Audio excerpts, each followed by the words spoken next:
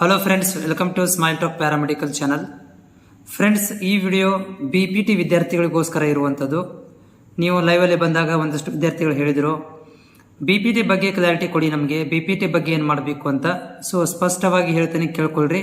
BPT ಮಾಡುವಂಥ ವಿದ್ಯಾರ್ಥಿಗಳಿಗೆ wait ಮಾಡಿ ಜಸ್ಟ್ ಕೇಳಿ. ಏನಂತಂದರೆ, ನೀವು BPT ಮಾಡಬೇಕಂತಂದರೆ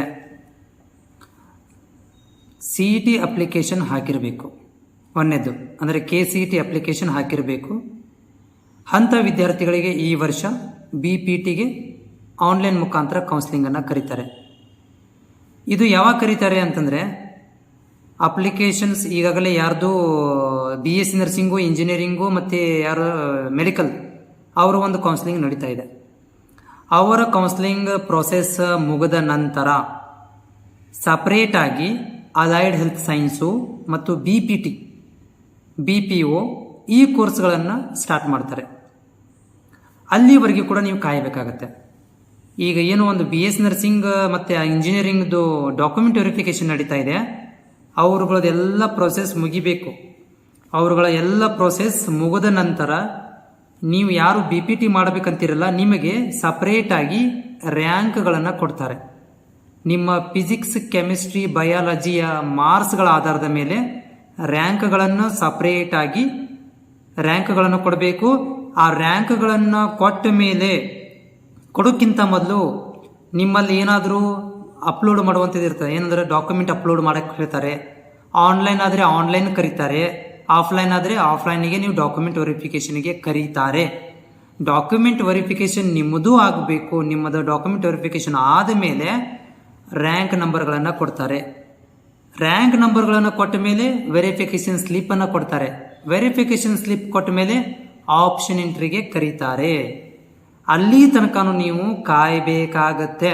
ಯಾರೋ BPT ಅವರು PUC ಮೇಲೆ BPT ಮಾಡಬೇಕಂತ ಬಯಸಿರುವಂಥ ವಿದ್ಯಾರ್ಥಿಗಳು ಕಾಯಬೇಕು. ಈ BSc ನರ್ಸಿಂಗ್ ಒಳಗಡೆ ನಿಮ್ಮನ್ನ ಸೇರ್ಸಕ್ಕೆ ಹೋಗೋದಿಲ್ಲ. ಯಾಕಂದರೆ ಸೇರ್ಸೋಂಗ ಇದ್ದಿದ್ರೆ ನಿಮ್ಗಲ್ಲಿ BPT ಅಂತ ಮೆನ್ಷನ್ ಮಾಡಬೇಕಿತ್ತು, ಅಲೈಡ್ ಹೆಲ್ತ್ ಸೈನ್ಸ್ ಅಂತ ಮೆನ್ಷನ್ ಮಾಡಬೇಕಿತ್ತು. ಬಟ್ ಅವ್ರು ಏನು ಹೇಳಿದ್ದಾರೆ, ಬರೀ BSc nursing, architecture, B pharma D ಮತ್ತು ಇಂಜಿನಿಯರಿಂಗನ್ನು ಹೇಳಿಬಿಟ್ಟಿದ್ದಾರೆ. ಆದರೆ BPTಯನ್ನು ಹೇಳಕ್ಕೆ ಹೋಗಲಿಲ್ಲ. ಸೊ ಹೀಗಾಗಿ ಆ ಒಂದು BPTಯನ್ನು ಅಲೈಡ್ ಹೆಲ್ತ್ ಸೈನ್ಸ್ ಜೊತೆಗೆ ಮಾಡೋದ್ರಿಂದ ಸಪ್ರೇಟಾಗಿ ಕೌನ್ಸಿಲಿಂಗನ್ನು ಮಾಡ್ತಾರೆ. ನೀವು ಮುಂದಿನ ಆದೇಶದ ತನಕ ಕಾಯಬೇಕು. BPT ಅವರು ಒಂದು ಆದೇಶ ಕೊಡ್ತಾರೆ, AHS BPT ವಿದ್ಯಾರ್ಥಿಗಳು ತಮ್ಮ ಮಾರ್ಕ್ಸ್ಗಳನ್ನು ಎಂಟ್ರಿ ಮಾಡಿ, ನಿಮ್ಮ ಡಾಕ್ಯುಮೆಂಟ್ ವೆರಿಫಿಕೇಷನನ್ನು ಆನ್ಲೈನ್ ಮುಖಾಂತರ ಮಾಡ್ತಾ ಇದ್ದೀವಿ, ನಿಮ್ಮ ಡಾಕ್ಯುಮೆಂಟ್ ವೆರಿಫಿಕೇಷನನ್ನು ನಾವು ಆಫ್ಲೈನ್ ಮಾಡ್ತಾ ಇದ್ದೀವಿ ಅಂತ ಒಂದು ಆದೇಶವನ್ನು ಕೊಡಬೇಕು. ಆ ಆದೇಶವನ್ನು ಕೊಟ್ಟು ಡಾಕ್ಯುಮೆಂಟ್ ವೆರಿಫಿಕೇಷನ್ ಆದಮೇಲೆ ನಿಮ್ಮ ರ್ಯಾಂಕ್ಗಳನ್ನು ಕೊಡ್ತಾರೆ. ಯಾಕಂದರೆ ಇವಾಗ ನಿಮಗೆ ರ್ಯಾಂಕ್ ಕೊಟ್ಟಿಲ್ಲ. ಸೊ ರ್ಯಾಂಕ್ ಕೊಟ್ಟಿಲ್ಲ ಅಂದಮೇಲೆ ಡಾಕ್ಯುಮೆಂಟ್ ವೆರಿಫಿಕೇಷನ್ ಆಗೋದಿಲ್ಲ. ಡಾಕ್ಯುಮೆಂಟ್ ವೆರಿಫಿಕೇಷನ್ ಆಗಿಲ್ಲ ಅಂದಮೇಲೆ ಆಪ್ಷನ್ ಎಂಟ್ರಿ ಮಾಡಕ್ಕೆ ಬರೋದಿಲ್ಲ. ಆಪ್ಷನ್ ಎಂಟ್ರಿ ಮಾಡಕ್ಕೆ ಬರೋದಿಲ್ಲ ಅಂದಮೇಲೆ ಈಗ ಸದ್ಯಕ್ಕಂತ ನಿಮ್ಮದು ಏನು ಪ್ರೊಸೆಸಿಂಗ್ ಇಲ್ಲ. ಸೊ ಎಲ್ಲಿ ತನಕ ನೆಕ್ಸ್ಟ್ ಮಂತ್ ಕೊನೆಯ ವೀಕ್ ತನಕ ಕಾಯಬೇಕು. ಜುಲೈ ಲಾಸ್ಟ್ ವೀಕ್ ತನಕ ನೀವು ಕಾಯಬೇಕಾಗತ್ತೆ BPT ವಿದ್ಯಾರ್ಥಿಗಳು. ಸೊ ಒಂದು 65 ಅಬೋವ್ ಇರುವಂಥ ವಿದ್ಯಾರ್ಥಿಗಳಿಗೆ BPT ಸೀಟ್ ಗೋರ್ಮೆಂಟ್ ಸೀಟ್ ಸಿಗುತ್ತೆ.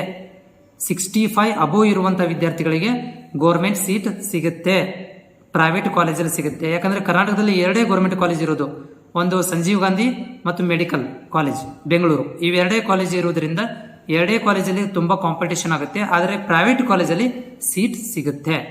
ಸೊ ಹೀಗಾಗಿ ನೀವು ವೇಟ್ ಮಾಡಬೇಕು. ಮತ್ತೆ ನಿಮ್ಮಲ್ಲಿ ಡೌಟ್ ಇದ್ದೇ ಇರ್ತವೆ. ಸೊ ಪ್ರತಿ ಸಂಜೆ ಲೈವಲ್ಲಿ ಬಂದಿರ್ತೀನಿ, ಅವಾಗ ಸಪ್ರೇಟಾಗಿ ನೀವು ಕೇಳಬಹುದು. Thank you.